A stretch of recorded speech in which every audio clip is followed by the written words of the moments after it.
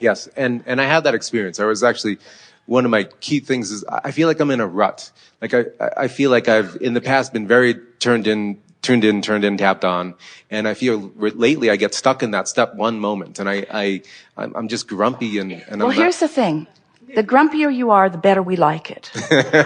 And here's why. Please. Because that means you've expanded a great deal, and your extreme grumpiness means you're just not keeping up with your expansion. And the expansion is really pleasing because we know eventually you will keep up with it. It's just a matter of time. Really, you know what it's a matter of? How long you're willing to be grumpy. That's good.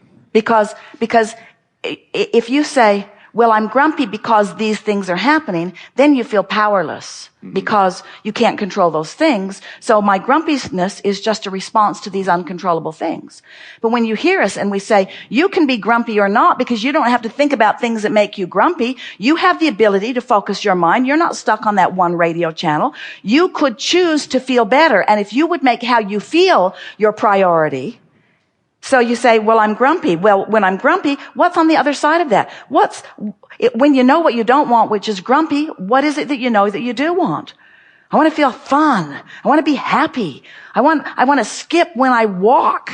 I want to feel in love with life. I want to feel good. I want to be who I am. So when you put it into that context, then now you have power. Yes. Because you do not have to focus on or think about things that make you grumpy. You don't. Yes, and I want all of that. And specifically what I really want is I want inspiration. I want to wake up in the morning excited about what's next. I want to be inspiration's pulled. up here waiting for you. But you want inspiration to come and get you, and it won't. You want inspiration to leave the vortex. Oh, there he is. The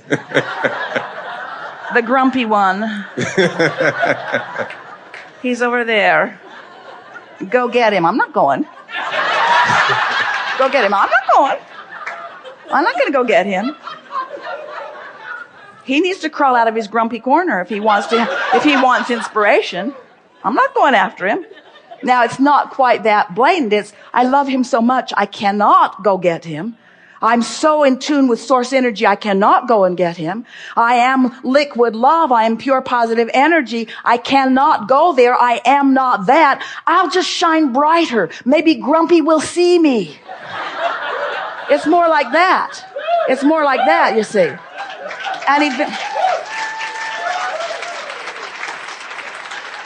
And eventually, this is the way it works. Eventually, when you're grumpy, so you ask for that, and you're grumpy, so you ask for that, and you're grumpy, so you ask for this. This light gets brighter and brighter and brighter and brighter and brighter and brighter and brighter until eventually you can't miss it. But the problem is, so you have a high and happy moment. Ooh, you say. You told us that I couldn't maintain it. It's because you've been practicing grumpy more than that, you see. So the way we like to explain this to you is you're not feeling good. You're nowhere near the vortex. You're not feeling good. You're nowhere near the vortex. When you get over there in the vicinity of hope, you're near enough to the vortex that the vortex will take you in. And as the vortex takes you in, you'll have that lift. And once you've lingered in hope for a while, the vortex will take you in and show you things until you believe. And once you're believing pretty steadily, then you know, you see. But the vortex can't reach all over the way over there to get you. Mm-hmm. It's strong. So and it will keep calling you. That's what sometimes people have quantum leaps. And a whole lot of people, we want you to know, a whole lot of people have their death experience from despair. And the vortex takes them in. And the relief and the exaltation and the joy, it is indescribable. But again, we don't think you should have to croak to get into the vortex. And to get into the vortex is really through my releasing of resistance. It is. Letting go of and that's through the choosing of better feeling thoughts. And that's through the awareness that your emotions are the key. You have to let go of controlling uncontrollable things and control what you can control. Our favorite story about this, a woman said, my body hurts. How can I think positively when my body hurts so much? She had arthritis in her hips, she said to us. And we said, can you feel the difference between feeling physical pain in your body and feeling fear as an emotion and having physical pain in your body and feeling hope? Because the vibrational variance between fear and hope is the difference between recovery or not. You see, so you want to make this an emotional journey. We want you to go into the vortex because it feels good to go in the direction of it, and it feels wonderful to be there. We want it to be an emotional journey. Do you know that every single thing that you want, this magnificent relationship you're seeking, you know why you want it? You think it'll feel good when you get there. Mm-hmm. Abundance, you know why you want it? You think it will feel good to feel all of that freedom, getting to choose. Physical vitality, you know why you want it? Because you think it will feel good. Everything that you want, every single thing you want, whether it's a material object, a state of being, a relationship, a situation, a circumstance, an event, everything that you or anyone ever has or ever will want is for one reason only. You think you will feel better in the having of it. So here we are saying, you can feel better now. No, I can't. I got to solve all these problems. We say, you got to let go of that. You cannot control them. That's what's going on so much with the physical world. It's not new. It's just more intense now than it has ever been. People say, once I control that condition, then I will feel better. And we say, how's that working out? Because when you focus upon the condition that you want to control, it just gets bigger. Because that's the way law of attraction works. When in this universe of attraction, it's only inclusion based. So when you look at what you want and say yes to it, you include it in your vibration. When you look at what you don't want and shout no, you include it in your vibration. There's no such thing as no. So you've got to decide what you're saying yes to. I'm saying yes to feeling good. I'm saying yes to feeling better. I'm saying yes to letting it be easier. A while back, Esther said, I'm saying yes to ease and flow.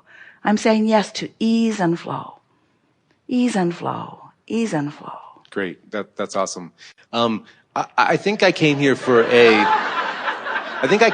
unique expression, a unique, like, showing up, like a unique purpose. Like I want to get more in tune to what it is I came here to provide and what kind of life that I came here to live. When you get in the vortex, and we know this is getting old, but when you get into you see, here's the thing. We can tell you everything that you've put there. And you won't believe a word of it because you've been putting it there so incrementally that you could not articulate what's there. You couldn't articulate what's there. But through life experience, you've built this magnificent escrow. You are a creator. You are source energy in a physical body who intends to expand. And you knew that this environment would cause expansion, and you knew that by paying attention to the way you feel and following the feeling, that you would come into alignment with it and feel the joy of the connection. Did you hear it? Feel the joy of your alignment, not the joy of the manifestation, although that's fun too. Not the joy of the manifestation, the joy of the alignment. You know why? Because what you came to create is you. What you came to create is you. Happy you, in love you, worthy feeling you, interested you, involved in lots of fun stuff you, prosperous you. You are the creator of you, you see. You're not the creator of the new car or the creator of the new house or the creator of the great relationship. You're the creator of you. You're the creator of you, and you've been carving it out, and you've put that version there. And when you say, I feel stuck, you're not stuck because everything is always in motion. You're not stuck. You're just pulling equally against who you are, which gives you the sensation of being stuck. And in the moment you stop pulling against, in you'll go. So again, letting go of the resistance. So they're enjoying you a great deal because they're hearing you ask, they're hearing us answer. Many of them are resonating fully with the answer, and then they're hearing you ask. So words don't teach, do they? It's life experience that teaches. So as you move forward in the next few days, your life experience is going to bring home to you in a profound way much of what you've heard us say here. You are really doing well. We can hear and feel the clarity of your desire. We can feel that this is not some light little thing. You're not just intellectually offering a query here. You have strong, powerful desire that you've been putting there for a long time. And we want to say to you, you have articulated it extremely well. But you're articulating it from an outside the vortex position. So everything that you're saying and what's making them laugh a little bit, they see themselves in it also, is from outside the vortex. You say, how can I get there from where I am? And how can what should I do? What should I do to get to where I want to be? What should I do? And the answer, we can't give you an answer because it's not about doing, it's about feeling. So then you say, well, I'm stuck. And we say, well, don't be stuck. And you say, well, I'm stuck. And we say, well, don't be stuck. And we say, well, it's resistance. Release your resistance. You say, but I've got resistance. And so we're just going around and around and around in a circle. So the answer is, you have just got to find a way to focus upon things that make you feel better for an extended period of time. Jerry and Esther, in the early stages, and even as recently as this morning, have discovered the power of meditation. Because when they focus upon their breathing, they can't focus on other things. And when they're not focusing on other things, then there's no resistance. And when there's no resistance, their vibration raises. And when their vibration raises, they feel good. In other words, that's the most powerful tool that we know of. You can't just choose the opposite end of a stick that you've been vibrating on the other end of it, because vibrationally you're not practiced there. So if we say, just don't do that, that's just not a very good guidance. Don't think about the things you've been thinking about and think about other things. Well, that's terrible guidance, because you can't think very far from where you've been thinking.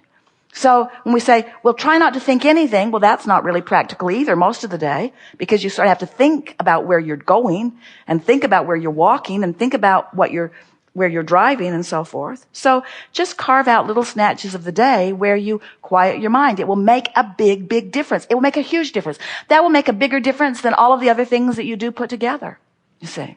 Yes, indeed. What we want to convey to you is there is a vortex version of you that is so magnificent that you're depriving yourself of it is making you feel awful.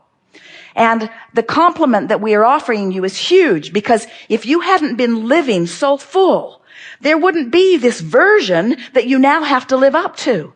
Now, there are a lot of people that aren't reaching with anything close to the desire that you are. And so they're not feeling stuck because they're not asking for and resisting in the powerful way that you are. We would far rather find you like this, with a big desire that you're finding your way to, than with a limp desire that just doesn't matter that much.